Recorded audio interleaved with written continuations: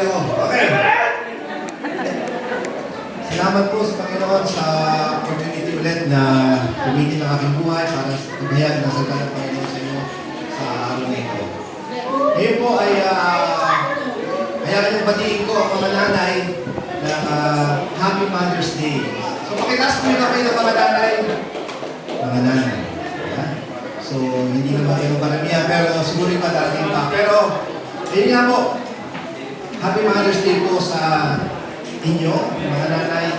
Alam po natin na hindi po madali ang pinagdadaanan ng isang nanay sa bawat araw. Kasi ako, minsan kalahati si nanay. Kasi yung asawa ko ay katrabaho, kasama na iwan sa bahay. So mahirap yung responsibilidad. Alam ko yan, kaya saludo kami mga tatay sa inyo. Bagamat hindi man namin minsan ma-express sa inyo yung siguro yung talagang totoo o yung ramdam ninyo na aming pagsaludo sa inyo. Pero ganun pa man, nagpapasalamat kami sa inyo on behalf sa lahat ng mga tatay.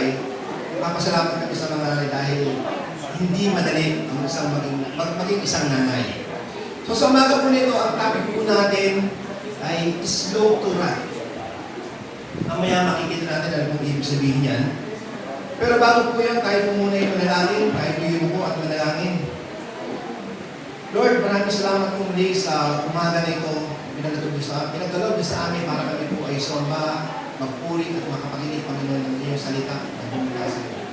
Dalangin po namin ang mga ipatuloy niyo buksan ang aming mga puso, ang aming isipan at ang iyong banal na spirito at siyang patuloy na kumilos at humipo sa aming mga puso nang sa gayon ay maunawaan namin ng iyong mga salita ng malinaw at maayos, Panginoon. Ito rin, alam namin ito ay maging kagamit-gamit sa amin sa bawat araw kung ito po ay aming pagtutuunan ng pansin at i-claim, Panginoon, ang mga bagay ito. Kaya nga po, dalangin ko rin ang iyong lingkod ay bigyan mo ng lakas at kapangyarihan na bumula sa inyong banal na spirito nang sa gayon ay maihayag mo ang iyong mga salita maayos at malinaw, maintindihan, Panginoon, ang iyong mga lingkod. Muli po, patuloy namin pinapasalamatan, dinadakila ka sa aming pong simbahan at ito kung sa mga panalangin namin sa pangalan ni Jesus. Amen. So basahin po natin ang ating text. Dalawang version ang ating pong gagamitin. Una sa King James Version at pangalawa sa ESV, English Standard Version. So yung KJV, King James Version. Okay, sinasabi po dito sa King James Version, sabi po dito, "Therefore, my beloved brethren, let every man be swift to hear, slow to speak, slow to wrath. For the wrath of man worketh not the righteousness of God." So basahin naman po natin sa ESV. Ang sinasabi po dito, "For this, my beloved brothers, let every person be quick to hear, slow to speak, slow to anger. For the anger of man does not produce the righteousness of God." So tingnan po natin yung dalawang version. Baka kasi minsan sa ibang version, pag nakita ninyo, slow to wrath. Pero sa ibang version, slow to anger. So, parehas lang po yun, pero may konting diferensya pagdating doon sa, titignan natin mamaya, mahirap sabihin, okay. So, yun po yung pagkakaiba doon, pero sa maraming pagkakataon, tinigan nila na ito ay halos parehas lamang. So, mamaya makikita natin ulit. Okay, para po sa mga kaalaman ng mga iba na hindi po aware, tayo po ay nasa series na rin po ng ating pag-aaral sa Book of James. So, pero nasa chapter 1 pa lang po tayo. So, almost 1.5 na, pero nasa chapter 1 pa lang tayo dahil maraming magagandang mga bagay na pwede natin makita dito. Kaya, inuunti-unti natin na hindi natin malampasan yung maraming magagandang bagay. So, dito po sa ating pong series of Book of James, nakita natin na itong letter ni James ay sulat para sa mga Jewish Christians. So, itong si James ay stepbrother po ni Jesus Christ. So, sumulat siya para sa mga Jewish Christians na naninirahan doon sa labas ng Jerusalem. So, yung Jerusalem, ito yung sentro natin ng Ebanghelyo kung saan doon pinako si Jesus Christ, kung saan na lumaki si Jesus Christ. Ito, kumbaga yung sentro. Then, doon nagsimula yung Christianity na tinatawag. Pero, dahil sa tinatawag na matinding persecution, noong panahon nila, nung napag-aralan natin doon sa Book of Acts, itong mga Jewish Christians na ito, dahil sa matinding pag-uusig na pinamumunuan ni Saulo. Dahil si Saulo, may Ngayon, ang pangalan niya na ay Paul. So dating Saulo, nung siya ay hindi pa mananampalataya, ang pangalan niya ay Saulo. Siya yung number one na umuusig sa mga Jewish Christians na ito. At nung siya ay nakakilala sa Panginoon, nagpalitan na kanyang pangalan bilang Paul. So sumulat si James para doon sa mga Jewish Christians na naninirahan doon sa labas ng Jerusalem. Ang tawag doon sa kanila, diaspora. So ito yung mga Jewish Christians. Tandaan niyo, ito kayo mga Kristiyano na. Pero dahil nga sa matinding pagsubok, sila ay lumabas doon sa Jerusalem, nagtako dahil sa matinding pag-uusap sa kanila. Kung hindi, papatayin sila ni Paul. Papatayin sila, pupunta sila ng ulo, ipapako sila sa napapatiwari. Ganun ang gagawin sa kanila. Kaya itong mga Jewish Christians na ito, tumakbo sa Jerusalem, tumakbo sa labas, paligid ng Jerusalem para magtago. And then kalaunan, sa paglipas ng panahon, itong mga Jewish Christians na ito ay dumanas ng matinding temptations and trials sa buhay. Matindi yung kanilang pinagdaanan dahil siyempre sila ay mga dayuhan doon sa mga bayan na kanilang napuntahan at napakahirap ng kanilang buhay. So ang nais lamang itong mga to, itong mga Jewish Christians na ito, nung nabalitaan ni James, itong mga kinilalagyan nila, ang nais lang naman siguro nung itong mga tao na to ay comfort and support coming from the church, coming from the elders and leaders doon sa church ng Jerusalem na kanilang pinanggalingan. Nasusundan niyo po. Okay, so ang gusto nila, comfort and support coming from the elders and the church from Jerusalem. Yun lang yung gusto nila. Pero ang ginawa ni James, na kanilang pastor, kumanga yung pastor ng panahon na nila doon sa Jerusalem, ang ginawa ni James, hindi na sila inaliw ng magagandang mga salita. Hindi rin sila kinofol ng mga masasarap pakinggan na salita. Pero ang ginawa ni James, binigyan sila ng instructions and advice. Diba? May pagkakain mo, parang napaka-harsh naman ito ni James sa kanila, diba? Parang leader pa to. Pero mamaya makikita natin bakit gano'n. So ang ginawa ni James, hindi niya kinomfort, hindi niya binigyan ng magagandang mga salita, hindi niya ininom ng magagandang mga salita. Ang ginawa niya, binigyan ng advice dahil, ito mga Kristiyano, tandaan niyo ha. Pero, sinasabi dito, importante kasi yung tinatawag na kumbaga parang response bilang isang Kristiyano. Ito mga Kristiyano na pag dumadaan sila ng mga pagsubok, hindi nila alam kung anong gagawin. Kaya hindi naman yung sinunatan sila. Ito yung mga dapat nyo gawin bilang mga Kristiyano, bilang mga lingkod ng Diyos. Hindi na dapat kayo nananampalataya. Hindi kayo dapat, kumbaga parang hindi ka na kayo dapat nananatili sa tinatawag na pananampalataya, kundi dapat sasamahan din yung ng gawa. Yun yung sinasabi ni James. Dapat yung inyong pananampalataya, samahan ninyo ng gawa. Hindi na puro pananampalataya. Marami kasi marami sa atin or marami din sa iba na alam natin sila ay Kristiyano. Pero sa tagal ng panahon, nananatiling pananampalataya na lang. Yung salitang Kristiyano, yung pagiging Kristiyano na hindi na nasasamahan ng gawa. So naiiwan yung gawa sa pananampalataya. Puro pananampalataya. Yes, may pananampalataya ko, pero hindi nakikita yung gawa. Kaya ang sabi ni James, ito ang gawin ninyo. Ayuan ninyo ang mga pagsubok, labanan niyo yung mga trials, dahil itong mga pagsubok na ito at mga trials na ito, pagdating ng panahon, pag ito ay napagtagumpayan ninyo, mayroong malaking magandang maidudulot sa inyong pananampalataya. Yun ang sinasabi ni James. Sapagkat marahil alam ni James na kung ano ang magandang maidudulot ito sa mga pagsubok sa kanilang buhay, kung kanila ito ay haharapin at pagsubok. Ngayon, ito bigyan ko ng linaw. So, ang sabi ni James, dumaranas kayo mga pagsubok, di ba? Ang gawin ninyo, harapin ninyo mga pagsubok, harapin ninyo yung mga trials. Bakit ganoon? Dahil, sabi ni James, alam ni James na kapag itong mga pagsubok at mga trials ito ay hinarap nila at napagtagumpayan nila, meron itong maidudulot na maganda sa kanilang pananampalataya. Kaya nga sabi ni James, sa James chapter 1 verse 2 and 3, sabi niya, mga kapatid, magalak kayo kapag kayo ay dumaranas ng iba't ibang uri ng pagsubok. Take note, hindi lang isang uri ng pagsubok. Kasi sabi ito, iba't ibang uri ng pagsubok. Sabi ito, dapat ninyong malaman na nagiging matatag ang inyong pananampalataya sa pamamagitan ng mga pagsubok. At dapat kayong maging matatag hanggang wakas upang kayo ay maging ganap at walang pagkukulang. So, yun yung sinasabi ni James. Kapag kayo ay nanatili, kapag kayo ay hinarap nito ng mga pagsubok na ito, kapag itong mga trials ito ay pinaglabanan ninyo, magiging matatag ang inyong pananampalataya. So, ang sinasabi ni James, kung gusto ninyo, sinasabi ni James para sa kanila,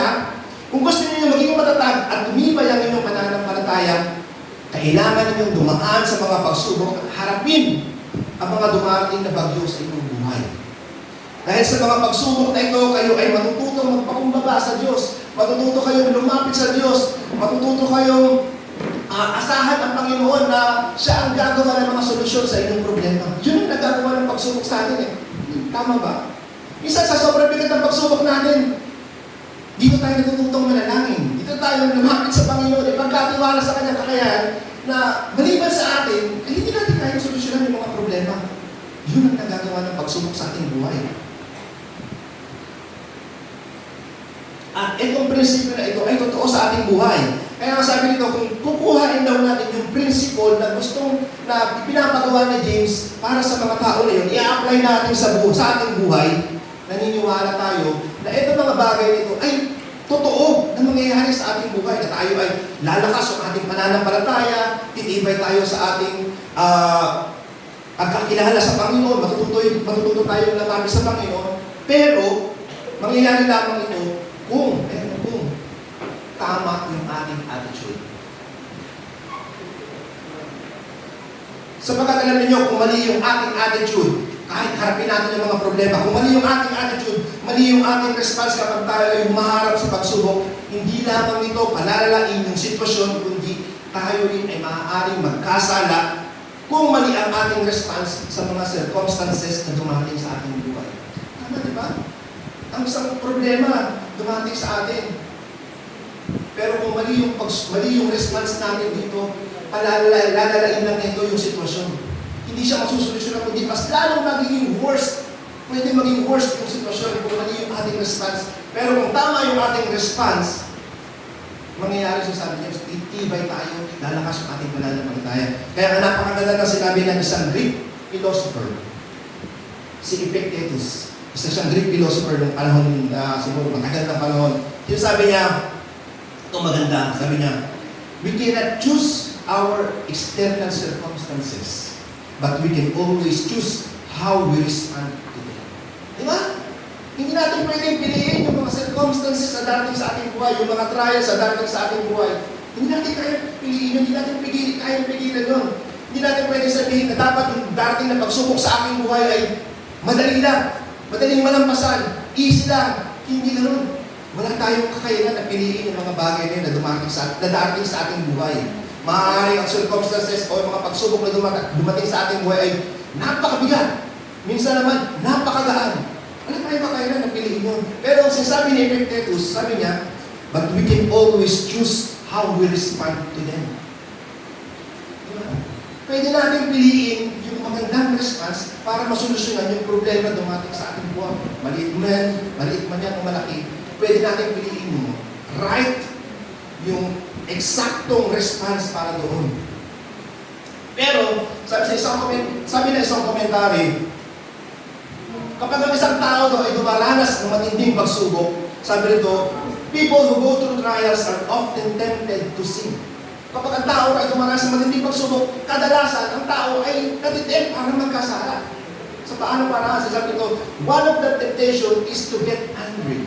Nagagalit tayo kapag tayo ay dumaraan sa matinding pagsubok ng ating buhay. Pero ang sino ba rito ang natuwa na dumaan ay pagsubok na dumaan sa kanyang buhay? Wala, di ba? Pero, sinasabi rito, kadalasan naman talaga totoo na kapag kami pagsubok, matinding pagsubok sa ating buhay, nagagalit tayo. We can easily get angry with other people. Nagagalit tayo sa mga tao, sinisisi natin sila sa mga pagsubok na dumating sa ating buhay. Napagpupunta na natin sila ng galit, mabilis tayong magalit. Di ba? Pag may pagsubok, naranasan niyo ba yun? Kapag kayo ay galit na galit o may pagsubok kayo, may pinagdaraanan kayo, tapos na may konting umano sa inyo, siguro, napagbalingan nyo agad, di ba? Mabilis kayo magalit kapag tayo dumaranas ng pagsubok. At sinasabi pa rito, nagagalit tayo kapag mayroong circumstances na dumating sa ating buhay. Nagagalit tayo sa Diyos kapag may mga pagsubok tayo. Nagagalit tayo sa Kanyang salita. Sabi ito, they get angry that God allowed all these things to happen to them and life has become unbearable. And so they can't help but fall into sin. Sobrang bigat. Nagagalit sa Panginoon dahil minsan nakala natin bakit ba kayo sobrang bigat ng pagsubok na dumating sa ating buhay? Diba? Sinisisi natin ng Diyos. Nagagalit tayo sa Diyos dahil sa tingin natin, dumating man yung hindi sinasagot ng Panginoon yung ating panalangin, dumating man ang ating mga kasagutan sa ating panalangin ay huli na. Parang gano'n, di ba? O hindi sasapat sabihin natin parang sa sitwasyon na meron tayo. So ang tendency, kapag may pagsubok tayo pinagkaraan, sinasabi rito, tayo ay nagagalit.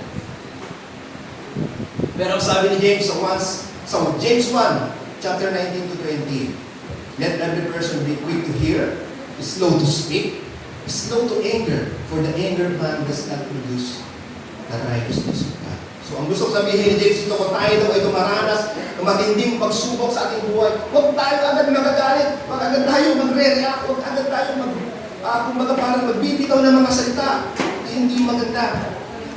Sabi niya, kapag tayo ay umaharap sa matinding trials, walang magagawa ang galit. Kahit siguro magkaubos-ubos pa yung mga plato ninyo sa bahay, yung mga appliances ninyo, mauubos, magkabasag-basag, yung inyong dingding ay magkabutas-butas dahil sa inyong galit. Pero sinasabi ni James, walang magagawa ang galit. Alam niyo kasi yung ibang mga tao, pero kami kapitbahay na kapag ka nagagalit, or siguro may pinagdaraanan, lagi mo maririnig, basag yung plato, basag yung baso, yung mga gamit, yung nakikapag na gano'n, yung mga appliances, pinabasag. Yung ibang tao kasi ganun nila ini-express yung galit. Kung hindi nila kaya i-contain yung sobrang galit, kaya ginagawa na ini-express nila sa pamamagitan ng pagbabasag, di ba? Minsan yung iba, di ba, ganun ginagawa, may ni-encourage sila na pumunta ka sa isang lugar, yung mga galit sa Panginoon, pasagin nila. Pero kami bahay na gano'n, kapag nagagalit, dahil nagbabasag ng gamit, nagbabasag ng appliances, meron din minsan yung dingding, butas-butas, kapag pumasok sa kanila, yung pinto, nakabakat doon yung butas ng kamao, diba? Yung sipa, hindi naman gano'n. Ganun sila nag-express na kanilang galit. Yung iba naman, pag sobrang galit, hindi na kaya express yung sarili nila, nagtatawag ng pagkata, pre, problema ako. Diba? Inom tayo. Ganun hindi express yung kanilang galit. Pero sabi ni James, walang magagawa ang galit. Kapag mali ang ating response, hindi lang ito palalalain yung ating sitwasyon, kundi tayo rin ay maaaring magkasala kapag mali yung ating response. So ano ibig sabihin dito? Diba sometimes, meron pa. Sabi pa rito, di ba, ganun yung expression nila. Pero sabi ni James, hindi dapat ganun yung ating maging expression ng yung ating galit. Hindi dapat ganun yung ating response sa galit. So ang sinabi ni James, dapat ang tamang response natin kapag tayo ay dumaranas ng pagsubok sa ating mga buhay, ang magandang gawin daw, kapag tayo dumaranas, sabi niya, ito yung perfect timing para i-apply yung Word of God and yung mga principles from the Bible sa mga problema na dumating sa ating buhay. Kasi pinakamaganda. Kapag tayo may problema, hindi natin sobrang kaya. Anong dapat natin gawin? Ilapat natin yung salita ng Panginoon sa mga problema natin. Yung principles from the Bible, ilapat natin sa mga sitwasyon na meron tayo. At ayun yung sasabi ni James. Kaya sabi niya, pero dapat tayo daw humbly and receptive na tanggapin ang kanyang mga salita. Minsan kasi masakit eh. Di ba? Sometimes kapag i-apply natin yung principles from the Bible at ilalapat natin sa sitwasyon, minsan masakit.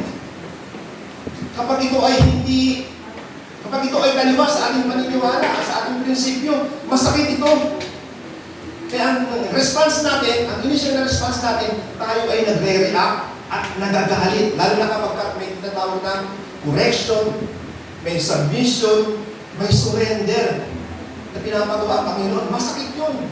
Kaya ang response natin, tayo ay nagagalit. Pero sa James, dapat hindi ganon yung ating response. Huwag tayo magalit. Slow to anger. For the anger of man does not produce the righteousness of God. Walang magagawa ito. Ito lang ay nagpapasama lalo sa atin sa harapan ng Panginoon.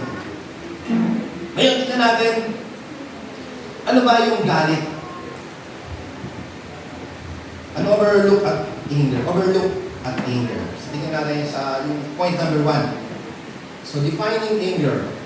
Sabi nito, sa Greek, may dalawang uri na pinagmumulan ng galit. Sa litang Grego, may dalawang uri na pinagmumulan ng galit. Una, ito yung orge. Sabihin nyo nga, orge. Yun. Yung orge, sinasabi nito, indignation which has arisen gradually and become more settled. Orge suggests a more settled or abiding condition of mind, frequently with a view to taking revenge. So sinasabi dito, kumbaga sa Tagalog, ito yung isang uri ng galit na mayroong malalim na pinaghuhugutan. Yung orge, mayroong galit, ito yung galit na mayroong malalim na pinaghuhugutan. Hindi ito basta-basta yung nagpapakita ng manifestation ng galit. Hindi siya yung nagre-react, hindi siya yung nagsasabi ng mga kung ano-ano. Pero itong galit na ito ay nandoon sa loob ng kanyang puso. Nandoon yung galit na iikot sa kanya. Yun yung orge. At yung galit na ito ay katulad nito, yung galit ng Panginoon na handa niyang ibuhos sa mga taong makasalanan doon sa Isaiah chapter 13 verse 9. Yung galit nito, yung orge nito ay katulad ng galit ng Panginoon para sa mga tao nito. Sabi nito, "See, the day of the Lord is coming, a cruel day with wrath and fierce anger to make the land desolate and destroy the sinners within it."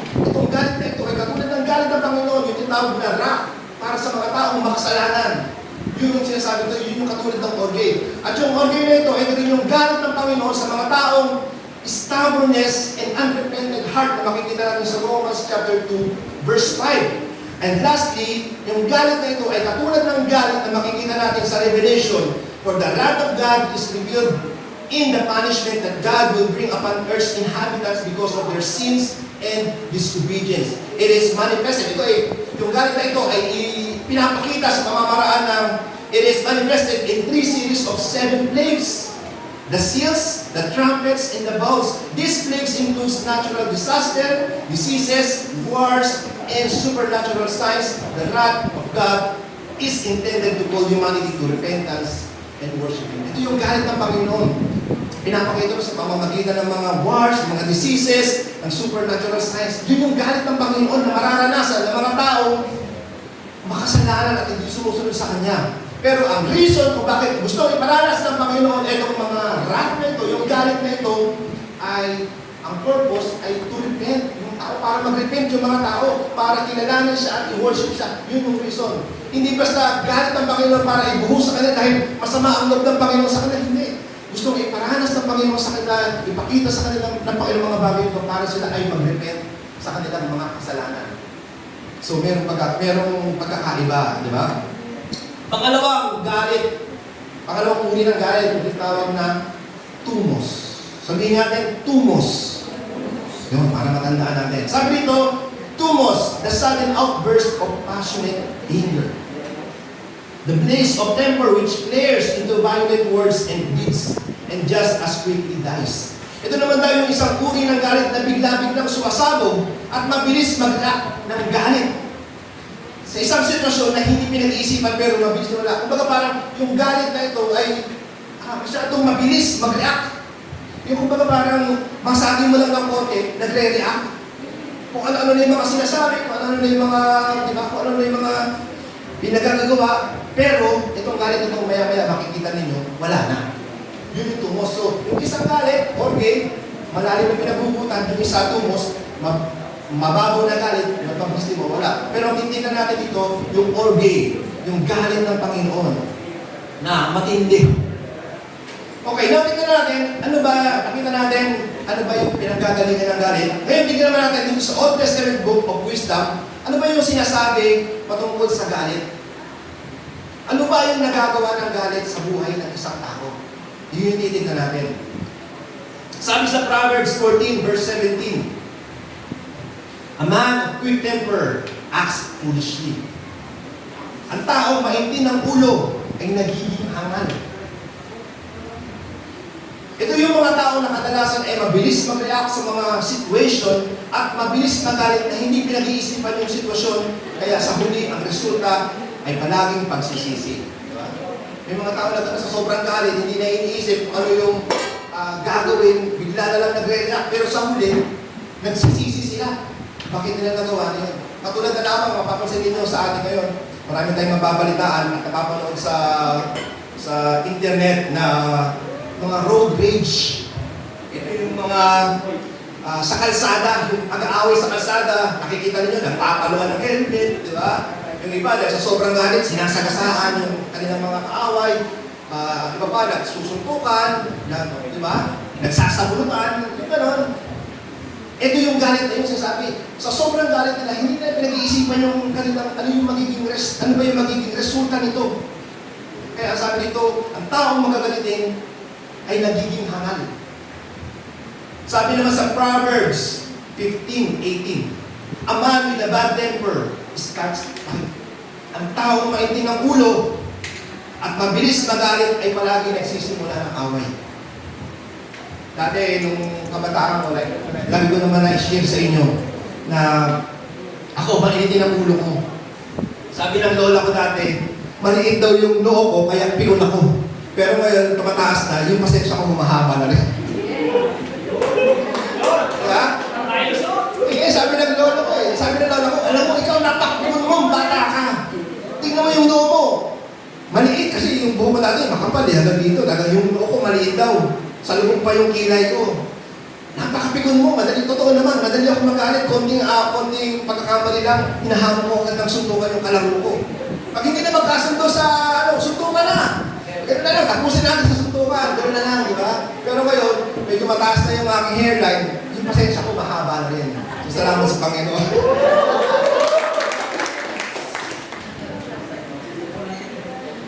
Sinasabi rin po sa Proverbs 16:32, sabi po dito, he who is slow to anger is better and more honorable than the mighty soldier. And he who rules and controls his own spirit than he captures the city. Mas kagalang-galang pa raw ang taong mahinahon at may pagtitimpik sa kanyang sarili kaysa sa mga taong nagka-capture ng mga city. Dahil una, yung mga taong hindi magagalitin, nalalayo sa kapahamakan, nalalayo sa panganib ng kanilang buhay. Kaya mas mainam pa rin naman. Anuhin mo nga naman yung matapang ka, kaya mong sakupin yung isang bagay, pero yung buhay mo naman lagi nasa panganib dahil sa yung kawalan ng pagtitimpik sa sarili. Kaya sinasabi ron, mas mainam yung mga taong hindi magagalitin. Mas karangal-rangal sila. Dahil kaya nilang pagtimpian yung kanilang mga sarili. Diba? Sabi naman sa Proverbs 19, verse 19, a man of great anger will bear his penalty for his quick temper and lack of self-control.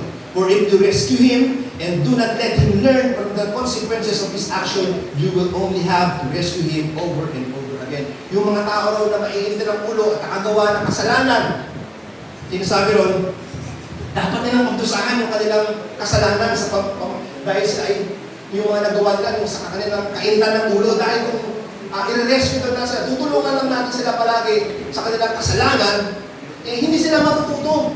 Kaya hayaan lang natin sila mag-bear ng penalty. Hayaan natin silang mag-suffer doon sa kanilang ginawa na yun para matuto sila.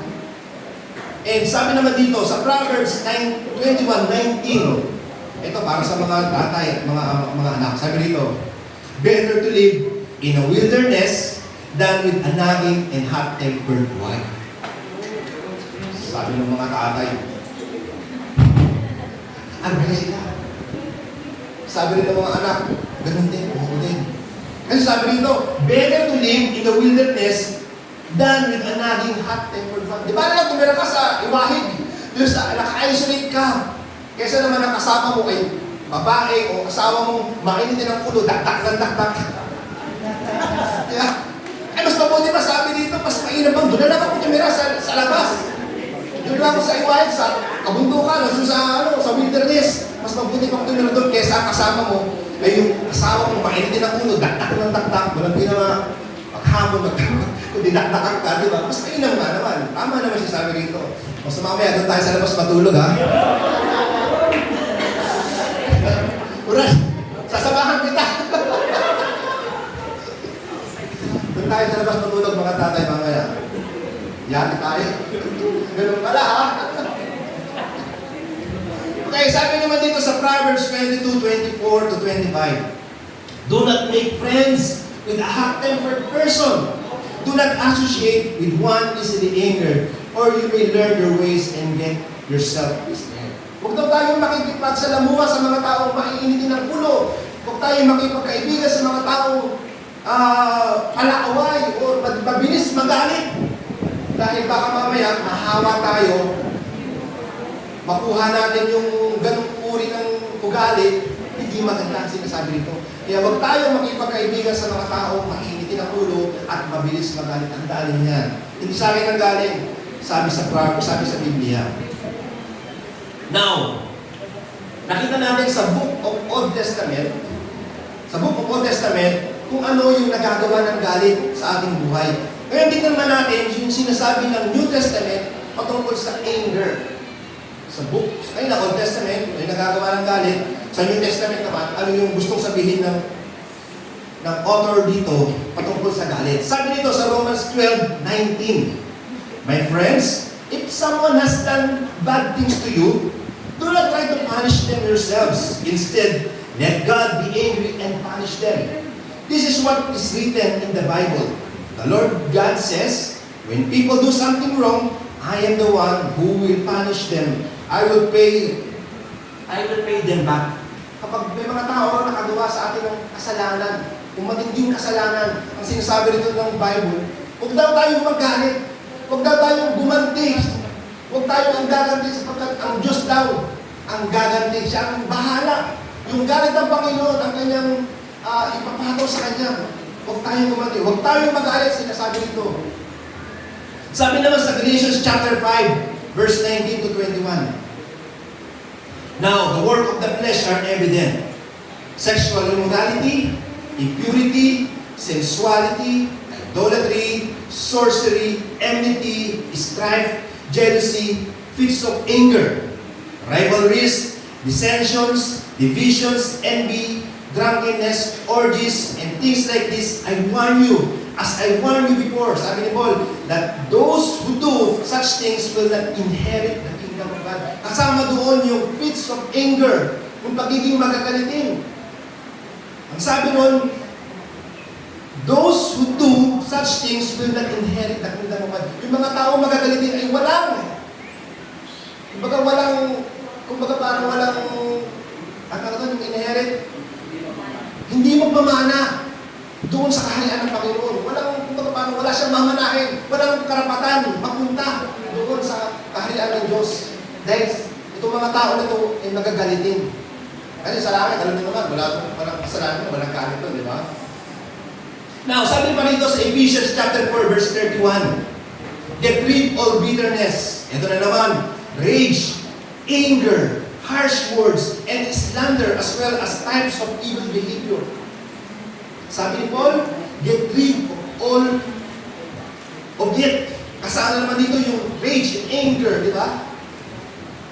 And lastly, sa Colossians chapter 3, verse 8, sabi dito, but now, put these things out of your life. Number 1 dito, anger, losing your temper, doing or saying things to hurt others and saying shameful things. Namumuna ito yung anger and losing temper. So, ano ang ibig sabihin nito? Ano yung isang reason bakit kailangan ulit-ulitin ni Paul? Lahat yun ay sinulat ni Paul. Ano yung reason bakit kailangan ulit-ulitin ni Paul na iwaksin natin ang galit? Ano yung reason? Dahil kapag ang galit, sinasabi nito, ay hinayaan natin sumiklab at hayaan natin mag-rule sa ating isipan, kaya nitong sirain ang lahat ng magagandang pinagsamahan sa isang iglat lamang.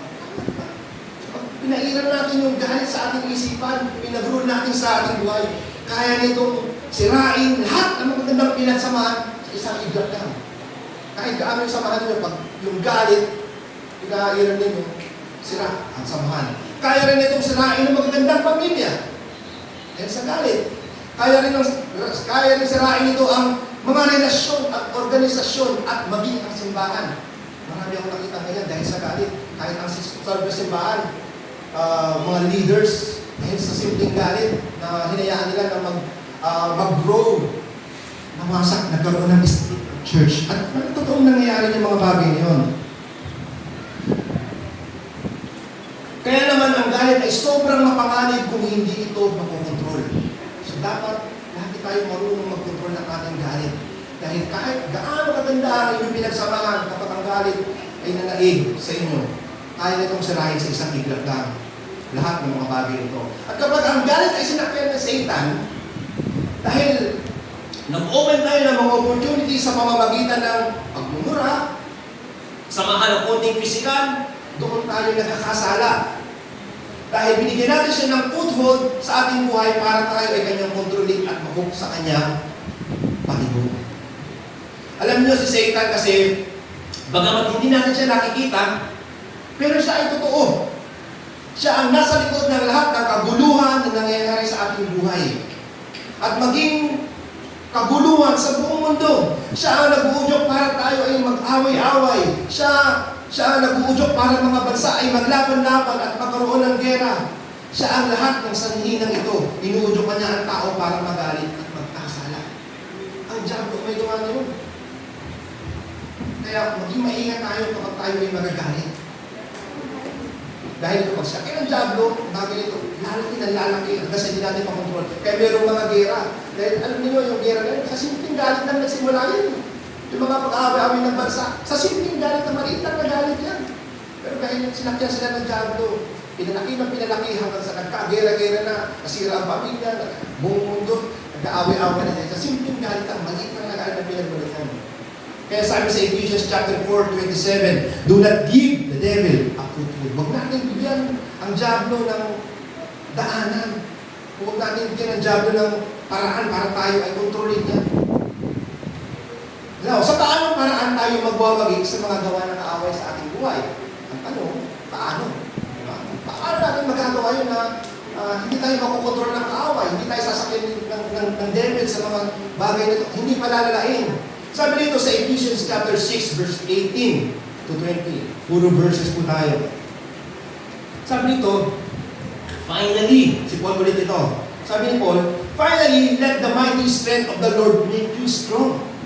Put on the armor of God gives. That gives. And put on all the armor that God gives. So you can defend yourself against the devil's tricks. We are not fighting against humans. We are fighting against forces and authorities and against rulers of darkness and powers in the spiritual world. So put on the armor that God gives. Then, when that evil day comes, you will be able to defend yourself. And when the battle is over, you will still be standing firm. Sabi nito, be ready. Let the truth be like a belt around your waist, and let God's justice protect you like armor. Your desire to tell the good news about peace should be like shoes on your feet.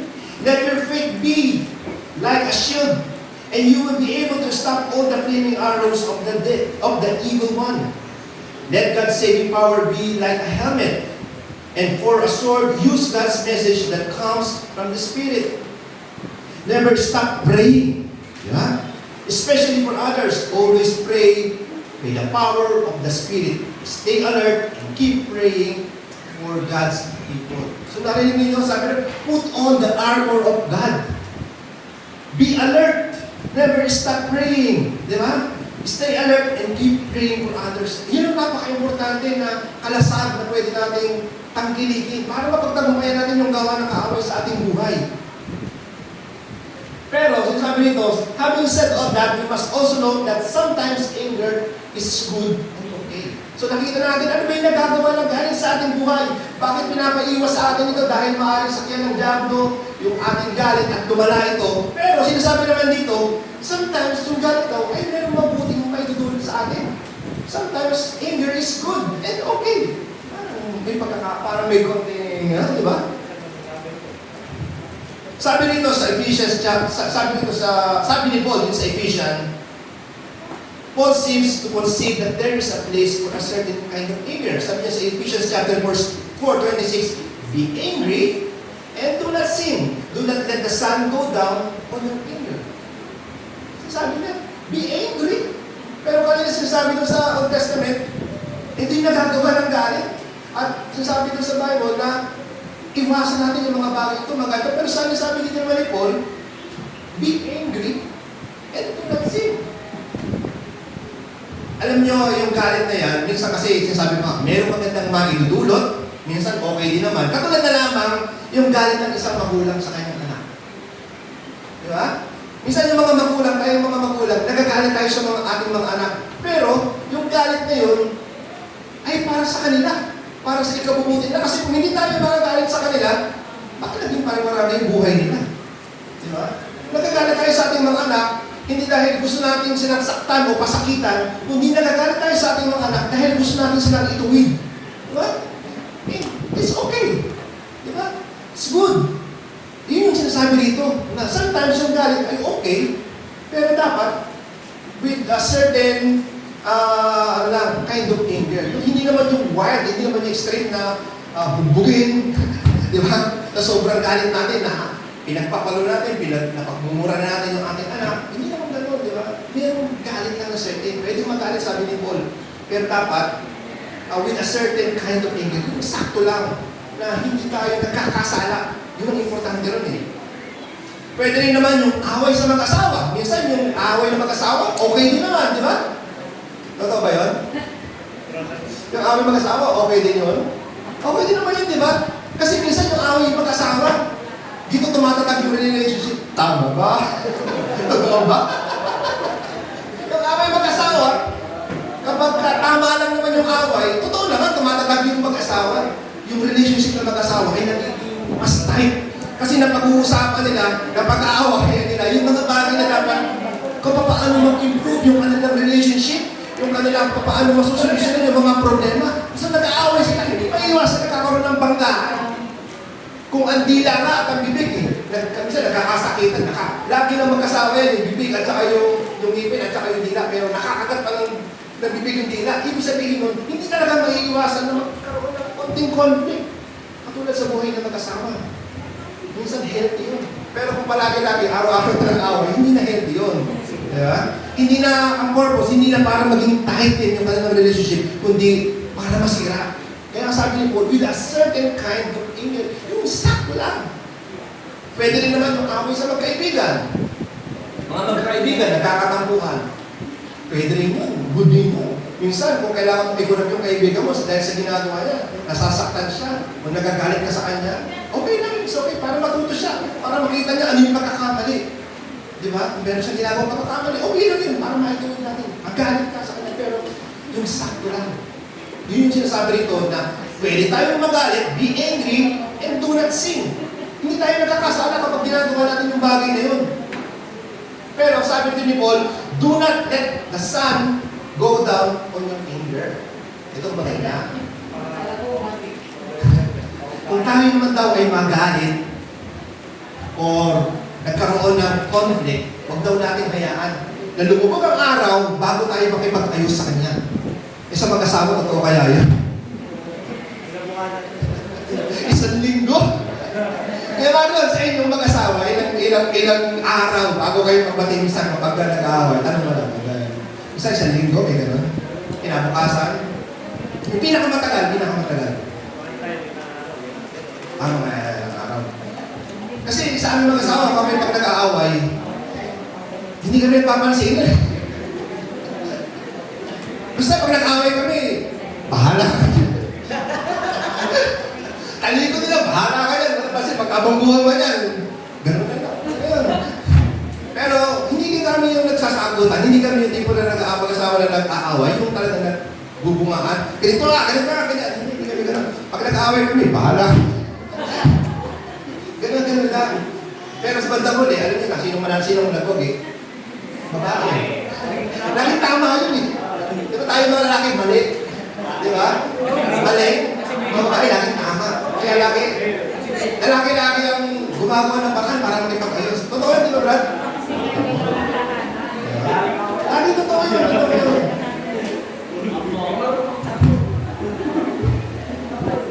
So, totoo po yun. Pwede tayo magalit.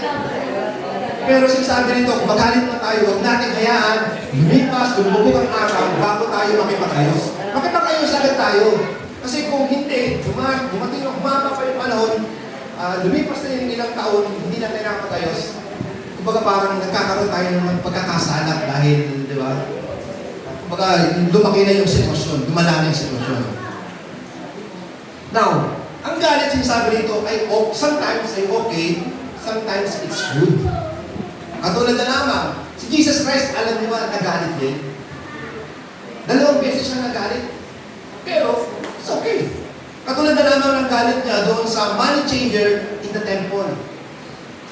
Ang ginawa ni Jesus Christ, dahil nakita niya na yung templo ng Diyos dun sa labas, outer court, ay ginagawang tindahan, ginagawang mga, kumbaga parang tindahan ng mga hayop, mga tao nagpapalit. Kasi dati, yung pera ng mga Romano, yung mga coins ng Roman na mga coins, mga, may tatak yun ng mukha ni Caesar.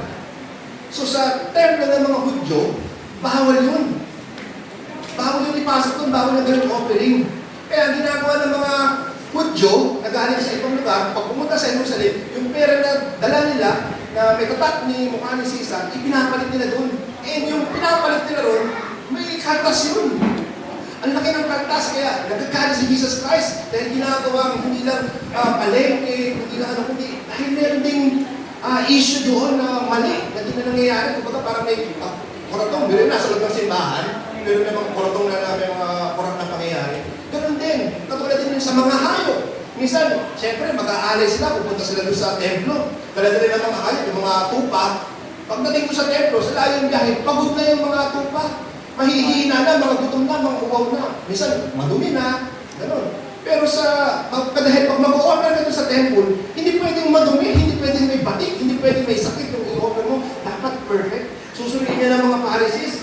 Pag nakita na, Pinay na to. Dahil sa pagod, sa sobrang layo ng nilakad. Bakit ganito na to? Mukhang lagta na. Hindi ito pwede. Palitan niyo doon.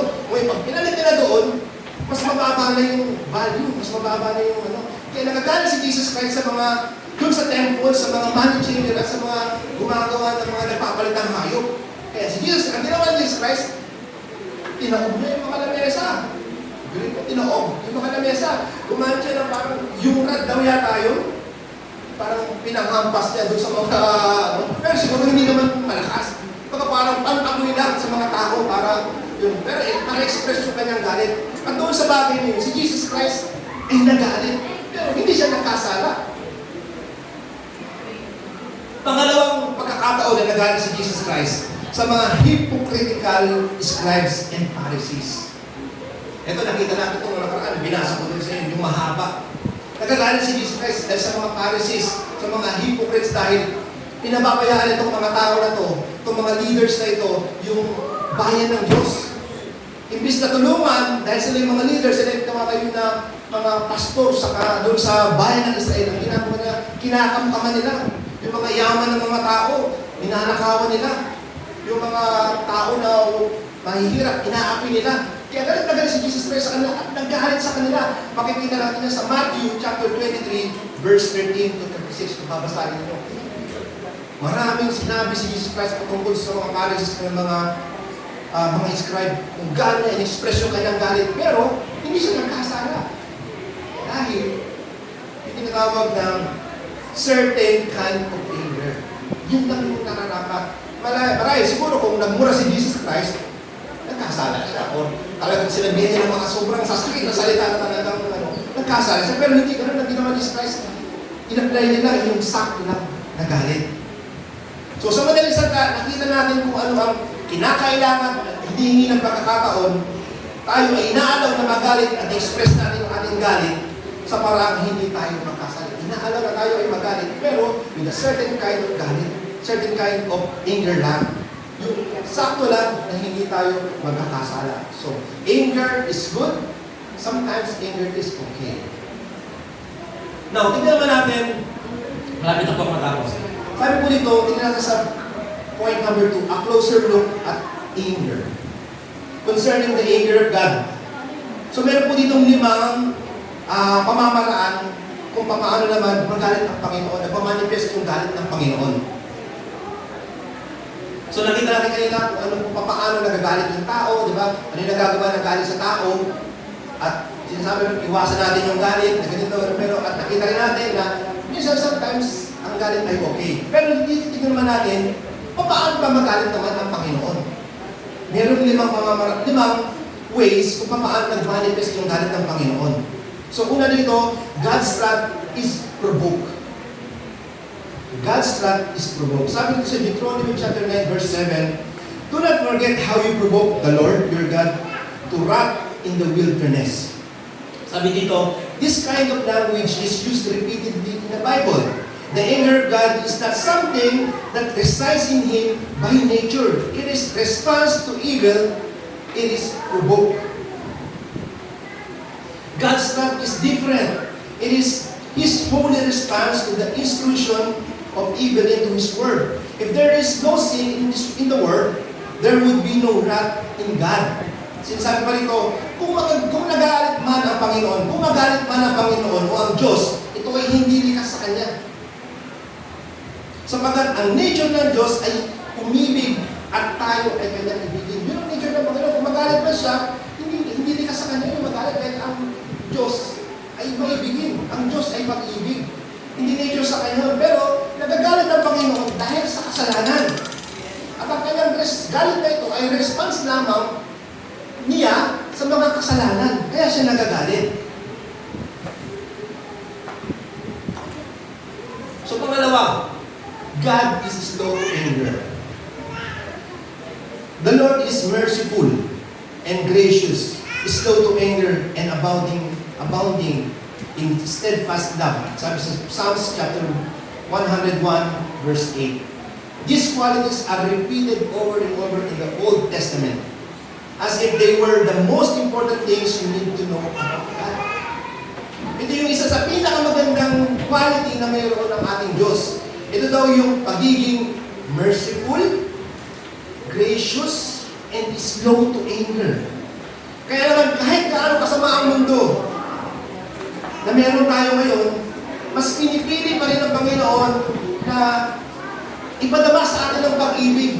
Hindi siya magalit at hindi gulawin ng mundo. Di ba? Kahit na sabihin natin ngayon, napakasama ng mundo. Di ba naniniwala ko na pasama na ang mundo, pasama na pasama. Pero mas pinipili pa rin ng Panginoon na maging gracious, maging merciful, hindi maging magalit, hindi iparana sa atin yung kanyang galit ngayon. Pero, darating ang Panginoon, darating ang panahon, kapag yung sobra na yung galit ng ating Panginoon, darating sa atin yung tinatawag na tukot ng Panginoon. Hindi man ngayon iparanas ng Panginoon yung ang kanyang galit sa atin dahil siya ay maibigin, siya ay naaawa sa atin. Pero darating isang araw, mararanasan ng mga taong ayaw kumilala sa Kanya, ayaw magsisi sa kanilang mga kasalanan, matitikman nila ang galit ng Diyos at tukot ng Diyos. Diba? Makawain man ang Panginoon, hindi mo siya magagalitin, dahil siya ay mahabagin, pero huwag natin antayin na magulo ang Panginoon. Huwag pagsisihan natin ating mga kasalanan, di ba?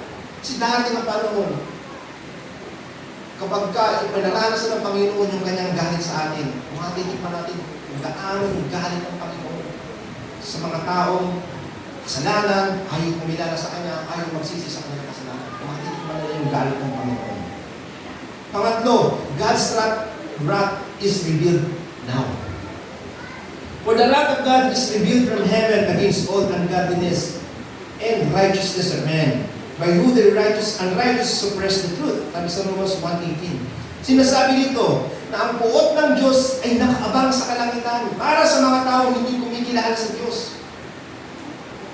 Pero ang kagandahan nito, pwede nating malaman ang sasapitin ng mga taong makararanas ng puot ng Diyos. Kaya habang hindi pa huli ang lahat, pagsisihan natin ang ating mga kasalanan upang hindi natin maranasan ang ating Diyos. Ano yung kagandahan sa panahon natin ngayon? Pwede natin makita kung ano yung galit ng Panginoon na nakaabang sa langit.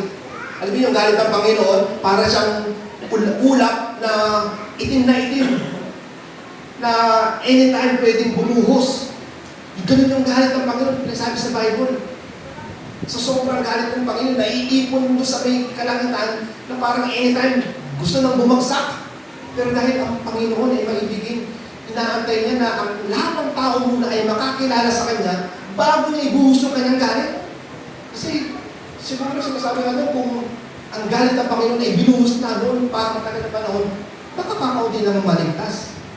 Pero dahil ang Diyos ay maibigin, inaantay niya muna lahat ng tao ay makakilala sa Kanya bago niya iparanas talaga yung galit niya, bago niya ibuhos yung langit. And sa Bible, sinasabi, ano yung kasi ng galit na meron doon?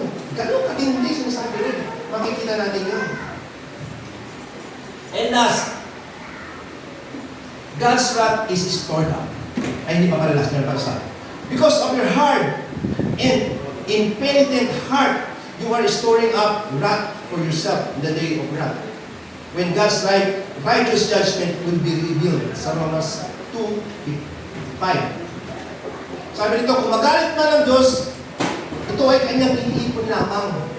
Sa panahon ng judgment, walang ni isang kasalanan ang hindi mo pagbabayaran. Ito man ay maliit, ito man ay malaki, ito man ay iyong binika, o ito ay iyong ginawa, lahat ng ito ay iyong pagsusulit mo sa harapan ng Panginoon. Ganun ang Panginoon. Ganun mararanasan ng mga tao hindi kumikilala sa Kanya. Ayaw magsisi sa kanilang mga kasalanan. Ganun nila mararanasan yung galit ng Panginoon. Maliit man yan na kasalanan. Malaki man yan ang kasalanan, ipagsusulit mo yan sa harapan ng Panginoon. Winika mo man yan, sinabi mo yan sa pamamagitan ng iyong bibig, o ginawa mo yan in action, lahat yan ay pagsisisihan mo at pagbabayaran mo sa harapan ng Panginoon. Lahat yan nakarecord sa listahan ng Panginoon. Kaya walang maliit na kasalanan na iyong matatakbuhan sa harapan ng Panginoon. Lahat yun pagbabayaran natin. Kaya, maganda, habang may panahon pa, tayo ay magsisi na palitan natin mga kasalanan. Okay, 5. God's wrath is on sinners. Whoever believes in the Son has eternal life. Whoever does not obey the Son shall not see life, but the wrath of God remains on him. Sabi sa John 3:36. Ang taong sumasampalataya ay magkakaroon ng buhay na walang hanggan. Subalit ang sumusuway ay mananatili sa kanya ang galit ng Diyos. Di ba? Nakita natin kung paano magalit ang Diyos. Magalit pa siya pero nandoon pa din yung kanyang pag-ibig at pagtitimpi at hindi ito misguided and driven ng kanyang emotion and self-interest. So nakita natin kung magalit pa daw ang Panginoon, hindi ito dahil sa personal interest na gusto niya tayong parusahan dahil gusto niya lang. Hindi siya driven ng kanyang emotion dahil na-offend siya sa atin, kundi magalit man ng Panginoon, ito ay response niya lang dahil sa ating mga kasalanan. Ganun magalit ang Panginoon.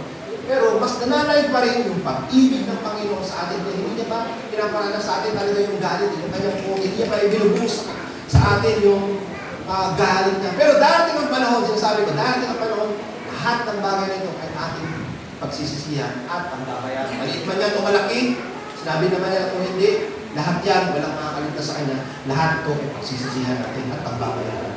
So, to conclude po yung ating topic sa umaga ito. Nakita natin na ang galit ay walang maidulot na mabuti para solusyonan ang ating mga problema na dumating sa ating buhay. Walang magagawa ang galit. Iwasan natin magalit. Bagkus, lapatan natin ito ng Word of God, yung mga principles ng Bible, i-apply natin para masolusyonan ang mga problema sa ating buhay.